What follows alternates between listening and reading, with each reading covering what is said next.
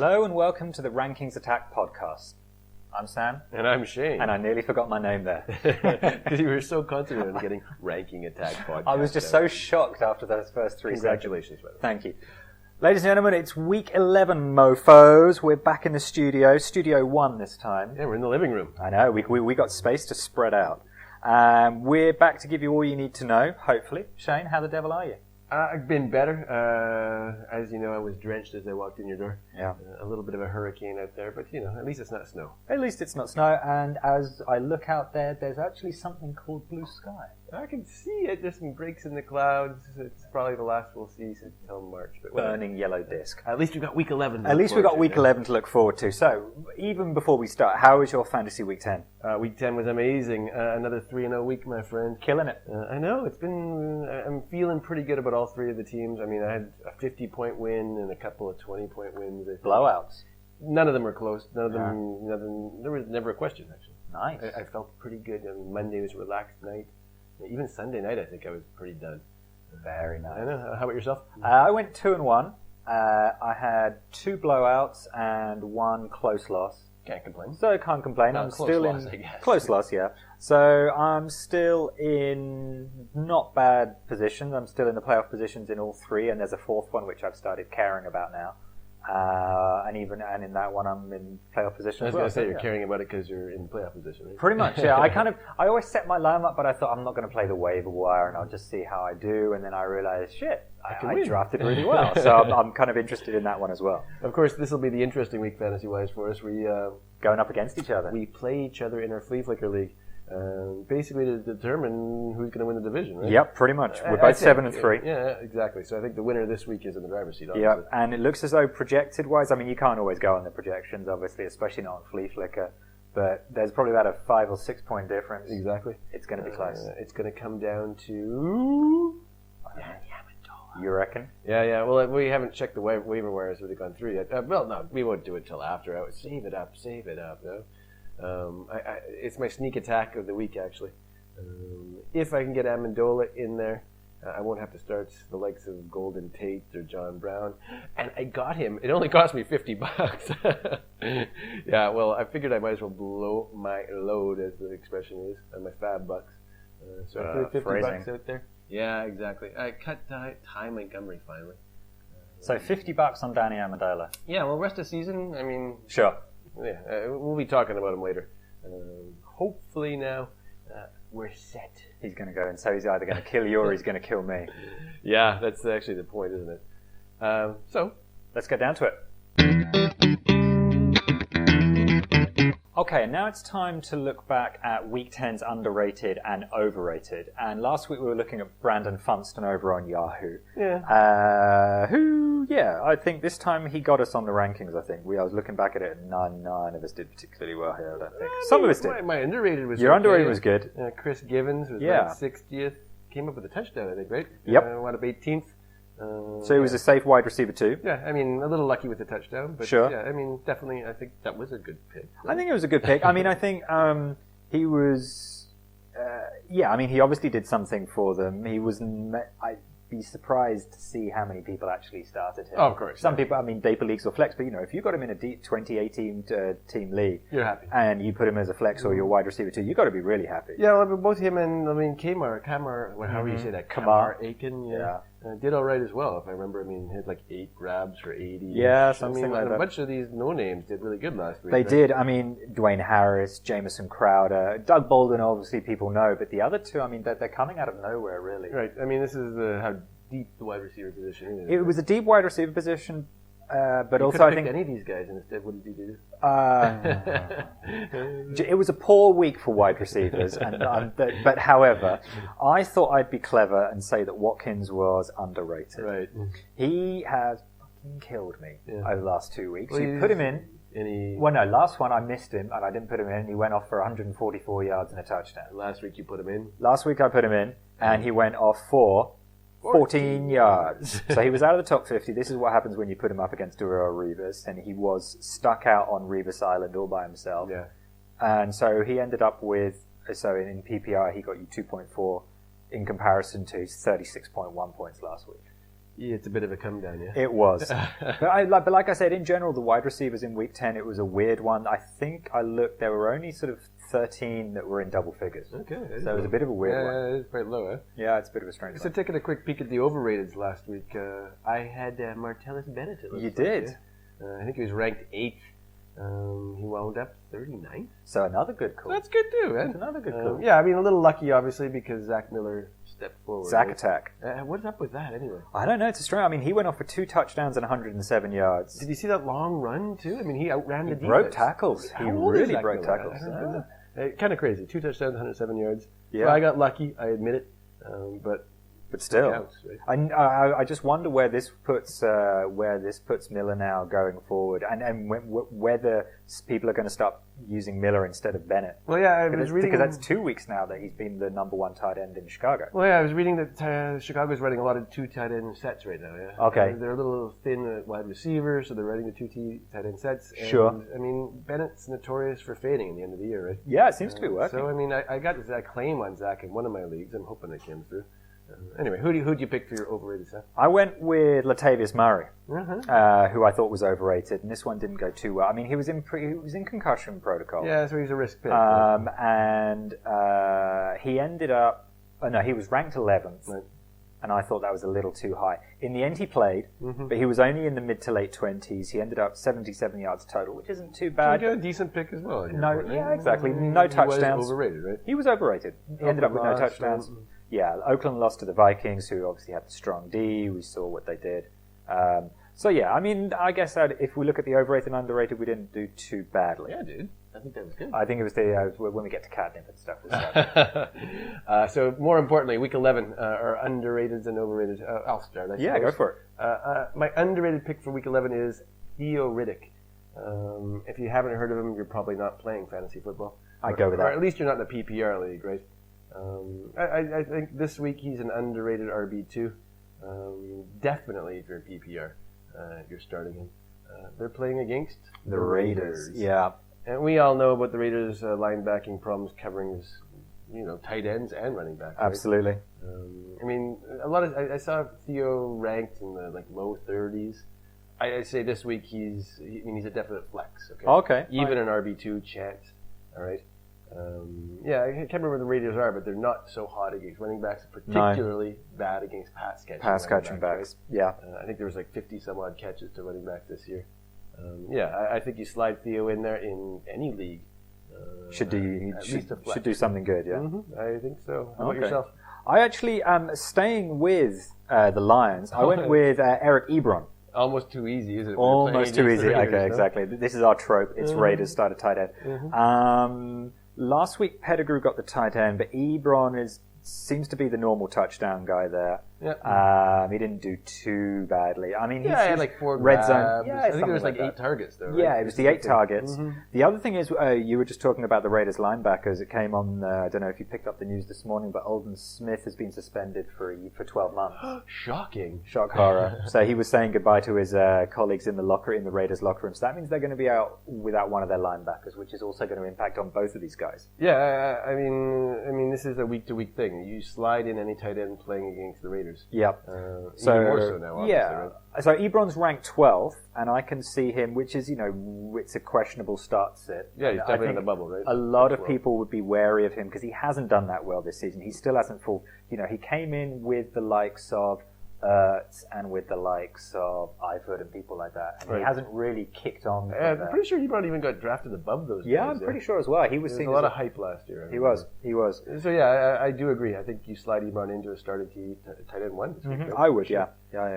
Moving on to the overrated, I think you had a related call here, right? Yeah, a related call to this. So I'm sticking with the tight ends, and that's Jimmy Graham. Okay. By the way, we forgot to say, we're looking at Andy Behrens over on Yahoo this week. We should have said that. Sorry. Our bad. So we're looking at Andy Behrens here. He has the questionable facial hair. Oh my God, yeah, that picture was awful. I know. It wasn't good. You should good. all not look at it. Just trust us. Yeah. It looks awful. We've looked at it so you guys don't have to. Anyway, why do you got Jimmy? So Jimmy, he's still a tight end starter, I think, for most people, unless you did well and you drafted him and Eifert or something like that. But the 49ers aren't the worst against tight ends. The other reason that I've only got him, that I think 7 is overrated for him, is that it's his form. I mean, he's only had one game over 85 yards and 7 receptions the whole season. All year. He hasn't scored a TD since week 3. Wow. And we're now into week 11.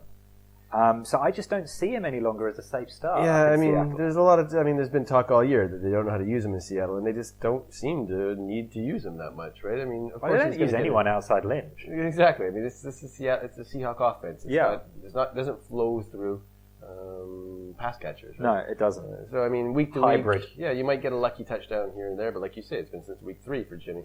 So yeah, with Barons having him ranked 7th, I agree. I think I would start Ebron for sure. Right? I'd start Ebron. I think I'd prefer Charles Clay for Buffalo. I'd probably even prefer Richard Rodgers, I think, as well, for Green Bay against Minnesota. Wow, okay. All right. So there's a lot of guys out there that you can take. I mean, I would even think about one of the Ravens tight ends, right?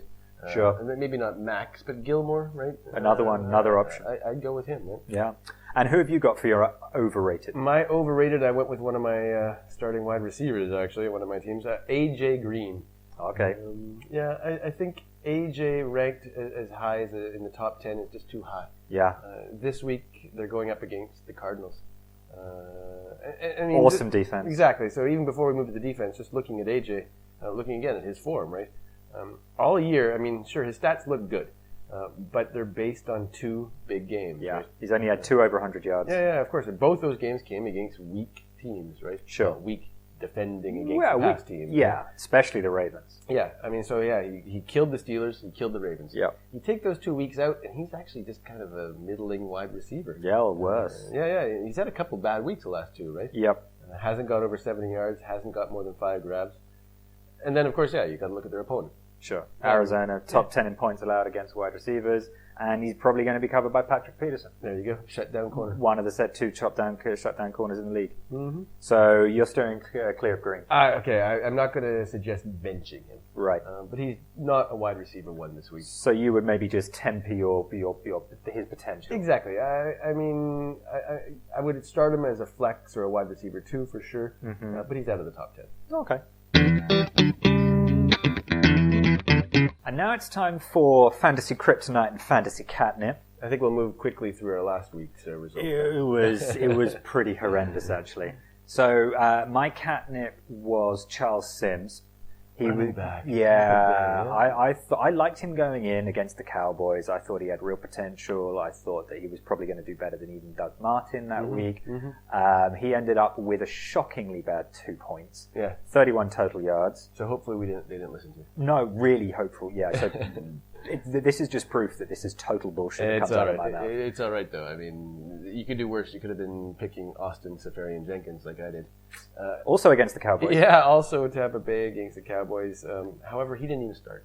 So that was a definite no points. Yeah, but again, if you're paying any attention, really check your lineup if the guy's starting. You can't blame me if he doesn't start. Yeah, we're recording this on Wednesday morning, Europe time, which means that we haven't even got the official injury, Wednesday injury report. The injuries are the tricky part for us. That's why I do tend to pick a lot of these guys for my kryptonites being concussion guys, things like that, just because we're not sure at this point. You got to be careful. Yeah. And of course, always check who's starting, especially if there's injuries early in the week. Right? And essentially just never organize anything for Sunday mornings. Yeah, I do wonder how people, of course, with waiver wires going through usually Tuesday night to Wednesday morning, I usually spend some time Tuesday night, I spend some time Wednesday morning, and then I don't look again until Thursday night. Right. And then you look again on Sunday morning. Yeah, right? exactly. You have to have a routine. Yeah. And anyway. Our kryptonite picks were a split. Yeah, I went, so you went Cutler. I went Jay Cutler. Yeah,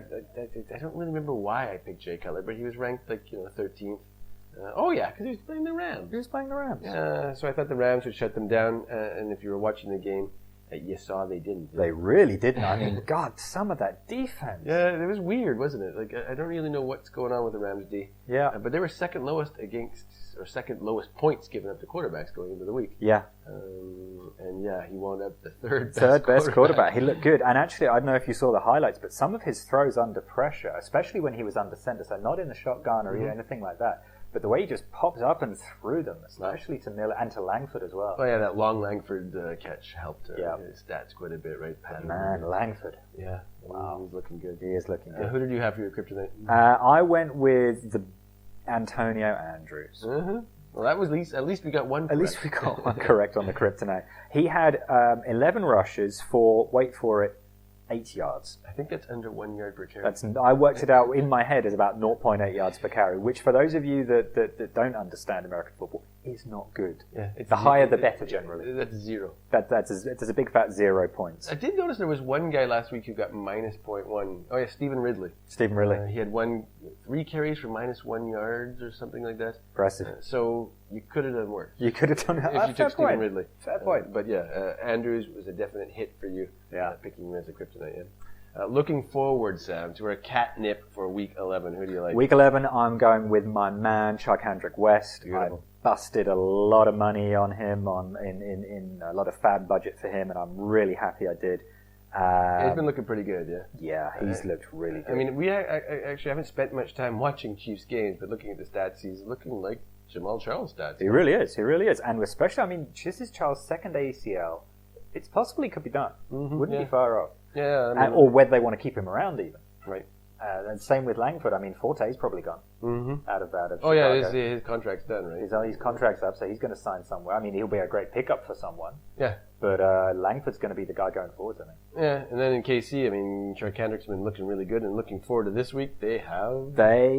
Who have they got? Chargers. They got the Chargers, who we know give up their flat bottom of the league when it comes to points giving up against opposing running backs. They give up, on average, 22.4 fantasy points, and that's in standard, not even PPR. Yeah, that's a standard 22 points. I mean, that's awful. It is really bad. So yeah, you want to start your tight ends against the Raiders, you want to start your running backs against the Chargers. Pretty much. And I mean, he's got very little competition for carries. Yeah. The Anthony Thomas, I think, but didn't get much. There was another guy, I can't remember the name now, it's eluding me, but he got 2 carries for 4 yards. But yeah, very little. He got spelled. And they actually cut Canal Davis. Yeah.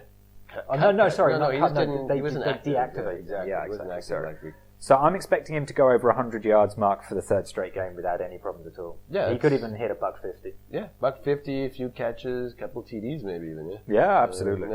He should go off. I agree. And who have you got, sir? I went pretty easy as well. I went with Danny Amendola. Okay. I mean, it's Danny Amendola, so you think you know what you're going to get. So he's ranked outside of the top 20. But if you've been paying any attention, you know that Julian Edelman broke his foot last week. We'll talk for a few minutes here about what do you think will be the impact of this? Who do you think benefits the most? This is the big question, right? You never know with the Patriots. I mean, obviously, Gronk is going to get a couple more targets. I would say so, yeah. You got to think LaFell is going to get a couple more targets. Mm-hmm. I was even reading about Keyshawn Martin. Yeah? Mm-hmm. When Brady was asked, the first name he brought up was Keyshawn Martin. He's been out with a bad hammy. So actually, take a look at your waiver wire if you're in a bigger league for Keyshawn Martin. He might be an interesting pickup. Someone to check around for. Yeah, exactly.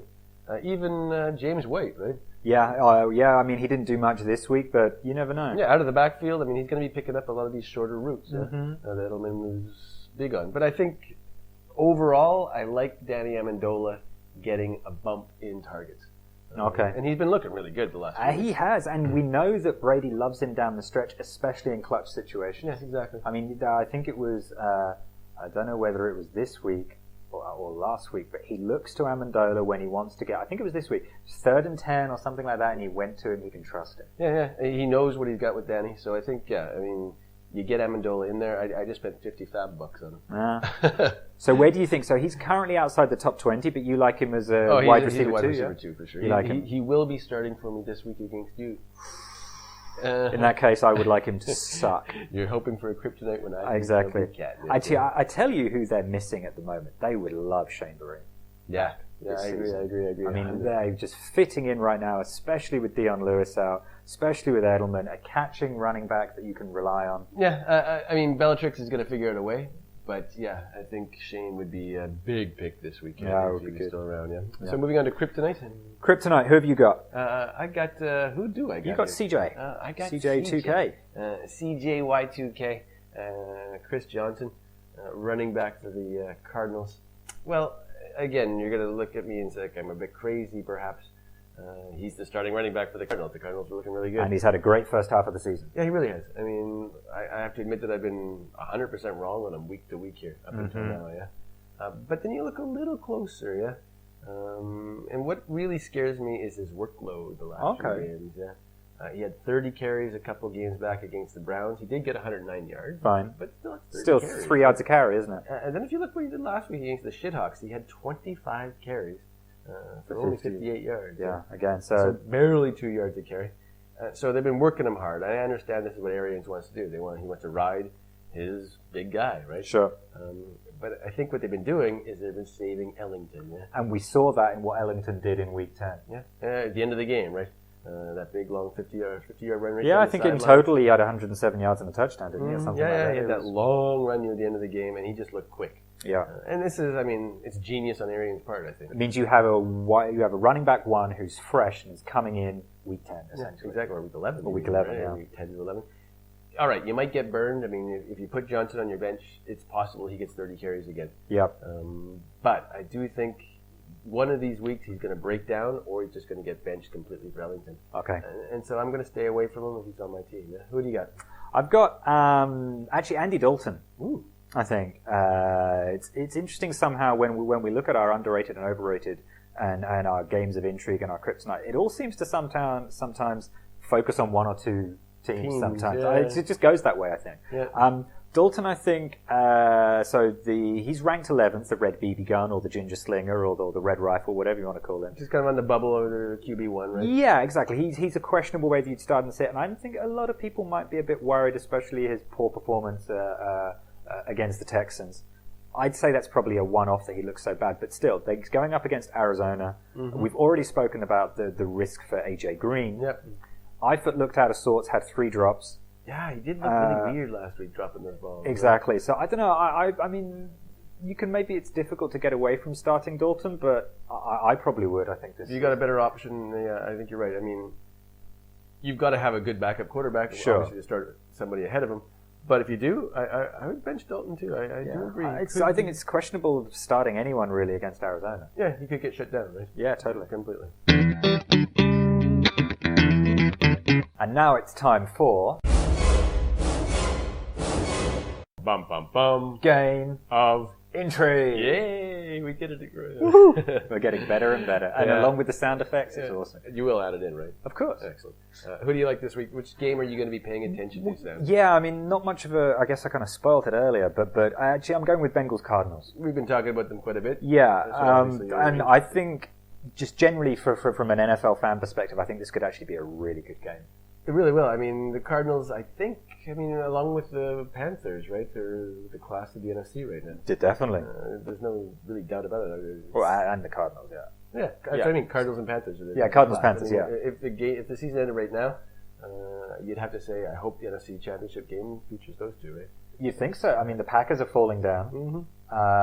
So you got nothing in the NFC East. You got nothing in the NFC East. So I would say that these are the two teams you're looking at, and then over in the AFC, the Bengals are one of the front runners, right? Absolutely. I mean, I like the Patriots more right now. Fine, and it's probably Patriots, Bengals as the AFC game would be good. I do agree, my friend.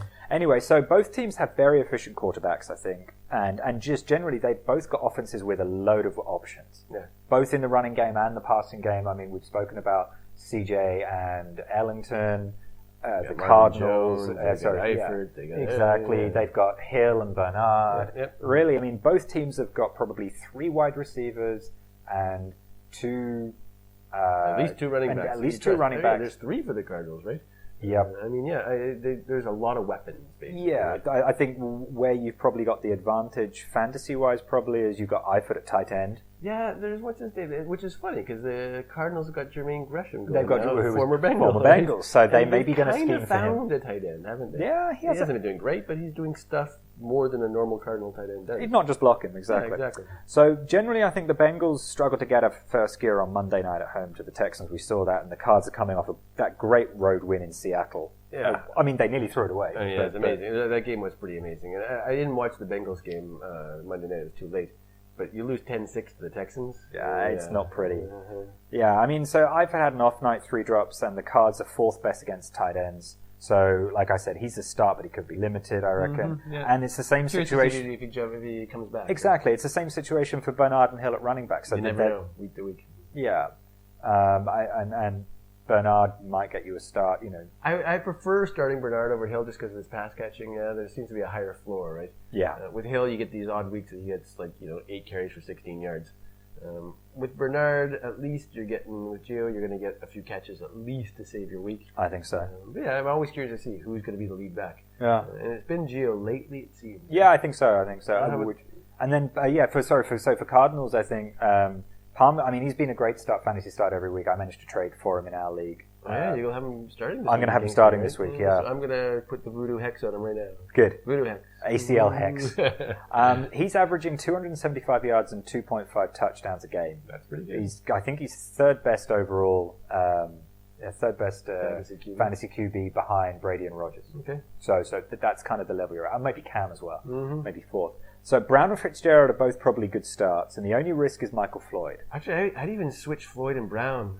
John Brown, he just doesn't really. He's had this hamstring problem, and he hasn't come back from it. Last week, he had 3 targets, 0 grabs. Yeah. And Michael Floyd is seeming to kind of take over his job. He was. I mean, he went off for 113 yards and 2 touchdowns in Week 10, so had a great Week 10, but then he left the game in the fourth quarter with a hammy.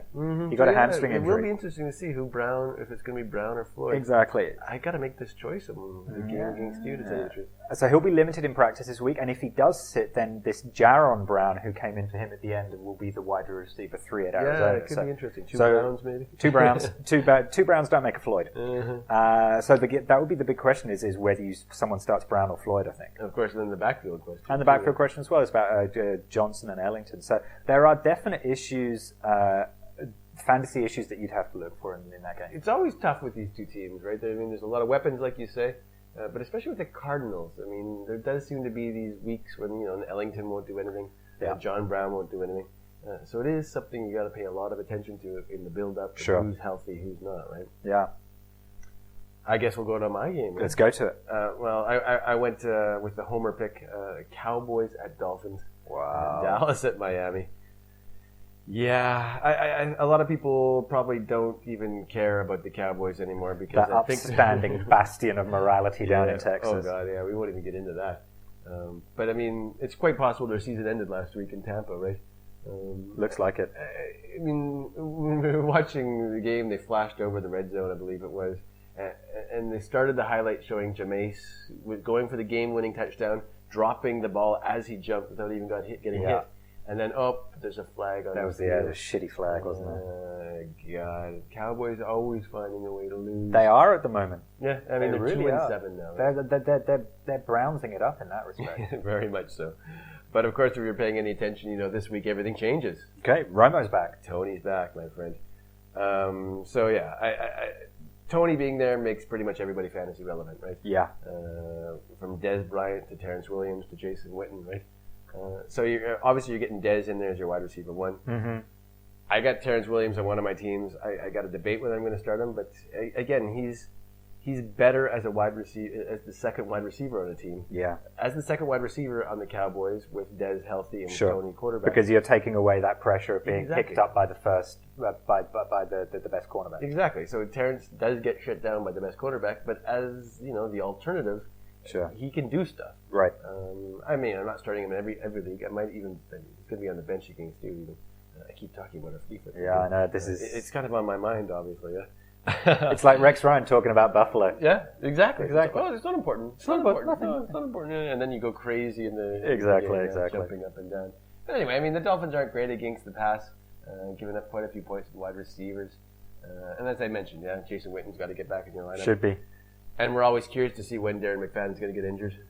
It's going to happen at some point. I don't know if you noticed, if you saw the news, but they released Kristen. They did. Michael. A boy called Christine's gone. Yeah, there's no more boy named Christine. But apparently they released him for both performance and locker room issues. Yeah, I did read that as well. Which is interesting. Yeah, it's just like the Cowboys giving up a draft pick in 2016 for a guy that got, 5 carries? Yeah. I don't even know how many carries. Pretty much. Was it a conditional or not? No. It was Rose. They had to give it up. Okay, I don't know which pick it is. God, you're right. God, I'm hoping. I got my finger. My hope. You're hoping it might be a conditional. If you can name the Cowboy backup running back, you win 10 points. Shit, who is it? Rod Smith. I'm not talking about the former Bronco wide receiver. I'm talking about another former Seahawk bench warmer, Rod Smith. Sounds like an Australian. And there's apparently another guy named... Sounds like an Australian old country singer or something. Just like he's so plain. Okay. Well, yeah. Rod Smith. Yeah. BYU. There's another guy named Trey Williams, apparently. Okay. He came off the Redskins practice squad. Anyway, Cowboys are thin at running back. Okay. And they got McPhail. Dude, it's the Cowboys. Yeah. Looking at the other side of the ball. Dolphins. Who'd you like? Well, you got to like all your Dolphins when you're playing against the boys, right? Mm-hmm. That defense is wearing down. They got the locker room issues, as we were talking about. So, yeah. Greg Hardy was having another go at someone on the sidelines this week. It's Greg Hardy. The man is clinically insane. When you got Greg Hardy on one side of the ball and Des Bryant on the other side of the ball, you're always going to have fireworks. It's just, it's the Cowboy way. Anyway. It's a little tiring. It's the way it is. So, yeah, Lamar Williams. I don't know. Lamar Miller's an soul singer. Yeah, it does sound like it, yeah. Obvious running back one this week. Even Jay Ajayi, yeah. London's Jay Ajayi. Yeah, how do you say it? Ajayi? Jay Ajayi. Ajayi. So yeah, even he is startable in 14+ leagues. I say. Okay. Yeah, he had a good game. Yeah, he looks good too. He ran off those first 2 or 3 runs. He looked, later on it was a bit worse, but those first 2 or 3 runs he looked really sprightly. It could have to do with that bone-on-bone problem he's got. It's gonna make you go. Yeah. Anyways, both wide receivers, Jarvis Landry, Rashard Matthews, are good to go. I think. Mm-hmm. The question I have, of course, is Jordan Cameron. Sure. I don't know. He just doesn't seem to be part of their game plan. He doesn't. But they miss Charles Clay. Yeah, I agree. It's especially with all those shitty little passes that Tannehill throws. Well, and Landry just hoovers all them up, right? Yeah. Jordan Cameron is, I don't know, week to week, if you got a better choice, please find a replacement. Yeah, I think that would be good. And now it's time for the Fantasy Trust Tree. It's time to climb up there. And find our warm space. Yeah. And this week, we've actually got a telegram. Oh, what is that? What's a telegram? We've got a telegram. Dear Rankings Attack, stop. We're going to war. Stop. We need field generals. Stop. 4 reliable men have gone down this week. Stop. Need to call up reservists to the front line. Stop. Must know a blitz when they see one coming. Stop. Must know how to deliver deep bombs. Stop. Accuracy unimportant. Stop. Collateral damage not important. Stop. Which of these backup QBs will save Western civilization this week? Stop. Brock Osweiler. Stop. TJ Yates. Stop. Case Keenum. Stop. Sanchez. Stop and butt fumble. And that is yours, FH in Paris. FH in Paris. Going to war. Well, sounds like we have a very important decision to make. I think so. Well, the future of Western civilization is essentially on who we decide this week. Apparently, dropping bombs on foreigners is what's going to save us somehow, because, it's worked in the past, right? Loads. Excellent. Fantastic. So let's look at... so who have we got? We got Brock Osweiler. Sounds like an army reservist. Yeah, it's kind of weird, no? I mean... Yeah. Anyway, who else? You got TJ Yates. Certified Bengals killer. Hoyer missing in action. My God. Case Keenum. Sounds like a Civil War drill sergeant. Last seen defending Texas. And of course we got our man Sanchez. Mexican cannon fodder. Beautiful, my friend. There you go. So we've broken it down into some sound bites for you. Yeah. What we really need to do now, I think, is to break it down logically here. Yeah. So the first thing you need to look at is who's going to start. Yeah. So who's starting this week? Who do you think he's playing? Who's not playing? So Hoyer went out, and you were saying they didn't even know he had a concussion until he stopped remembering the plays. He stopped remembering the plays in the huddle. Yeah, apparently he couldn't remember the plays, and so it was like, well, maybe he's got a concussion. We should probably take him out. But yeah, from what I've been reading, it's not 100% sure if Hoyer's going to be benched. Yeah, we don't know yet. It's always the concussion protocol. And we don't know. So he seems the most likely to be able to play, I think. Yeah, exactly. So I think Yates is a little bit risky there, right? Okay. If we look at Bradford and Sanchez... Yeah, we're still not sure about Bradford. I mean, he went out in the, early fourth quarter, and there was fears of a separated shoulder or something. Well, the way he was holding his arm, it looked like he was... When he went to the locker room for the Exactly. X-rays. The X-rays came back negative, but he's also going to be in concussion protocol. He's been held out of practice on Tuesday, so we'll see how it goes. I mean, the guy spends more time in a MASH unit than he does on the gridiron generally. So he also looked a bit shell-shocked. He did look very shell-shocked. Yeah. We were watching some of his throws, and he looked as though... There was one where it looked as though he was an elephant that got freaked out by a mouse. Yeah, he's like really skittish, yeah? He was skittish. But at least he did better than Sanchez, who kept bumping into DeMarco Murray. Oh my God, yeah, he couldn't even hit the ball off correctly. Oh my God. That was ridiculous. Yeah, so both Yates and Sanchez are a little risky there, right? In the sense that we know that we don't know whether they're actually going to be playing. Right, exactly. The other two, so maybe we can get rid of those two. All right, and so then we got to look up who they're playing against. So who are they playing against? And by the way, just before we go on, you know that sun I was telling you about? It's turned into hailstones. Oh my God, just as we're finishing, I'm about to go outside, of course. Anyway, so who we're playing against? Case Keenum. Playing against? So Case Keenum is up against the Ravens. Okay, so it's Rams-Ravens this week. Yeah. How do the Ravens look against wide receivers and quarterbacks? Second worst overall behind the Saints in points given up to quarterbacks. So that's pretty good. So it's a definite plus to Case Keenum, yeah? Yep. So we're leaning towards Case. At the moment, and then Brock Osweiler is going up against Iraq. Chicago. Chirac. Beautiful. I know. So, I mean, Chicago is not the greatest defense, no. I don't think. But they're not as bad as the Ravens against QBs. So no, I don't think so. Advantage Keenum. Yeah. Advantage Keenum on that one. Of course, now you got to look at the best weapons. Who's got the best weapons? I'd have to say Brock, no? Osweiler? On paper, yeah, definitely. Yeah, I mean, if you look at the Broncos wide receivers, even the tight ends. Sanders, you've got Demaryius Thomas. Sanders you've got a bit injured, I saw, right? But still, you got Demaryius. You got Demaryius. Who do you got in the Rams? You got Tavon Austin, and I mean, it's going to be Todd Gurley, especially. Of course, you're going to be running the ball a whole lot. So even more so. You have less chance. So we got to go Osweiler weapons. You'd probably think so here, I think. How about rest of the season, my friend? This is a different one. I mean, I think for me it's going to be Case Keenum here, and I'll tell you for why. First of all, why did they get benched? Right? Why is Manning benched? Why is Foles benched? What's going on? Why are they not playing? Exactly. Well, Foles was... Well, both of them have gone down basically for performance reasons, right? Well, Manning supposedly is hurt, right? Is he supposedly hurt as well, or is this... I'm putting the air quotes. You can't see that if you're listening, obviously. For the listener, Shane is making air quote symbols. He's injured, yes. Whereas Foles, well, benched for performance reasons, and he says he understands and respects the decision. So you'd think that the Rams are theoretically confident in Keenum if they are willing to bench their starter. I mean, that would be the thought, right? Of course, I mean, we're looking at Peyton Manning as the starter in the Broncos, and I mean, he looked awful. I mean, I think he threw 4 picks last week. Yeah, it didn't look good. I mean, he broke the all-time record for yardage and then has a stink fest. And he was benched in the 3rd or 4th? 3rd, I think, but I don't even remember. But yeah, it was almost sad to watch. Yeah. But you have to imagine that Manning will play again this year. You reckon? I mean, yes. I'm going to say yes. Okay. So I think rest of the season, Case has more chance of playing the rest of the year. Interesting. So I mean, this week Case has got a better matchup. Yep. Rest of the season, I like Case a little more, I think. Okay. Although, yeah, he doesn't have the weapon. It's a difficult one. Anyway, I'm going to say Case Keenum. I think I would go this week Case Keenum as well. The Civil War General is what they need, obviously. The Civil War General is what they need, and Brock is the great unknown. We don't know. We've only seen him in anything in preseason, a couple of games. I think he was in week 17 last year, so we still don't know. Yeah, so there's a bit of form at least for Case to go on. Yeah. And not that it's amazing, but yeah, let's take Keenum. There you go.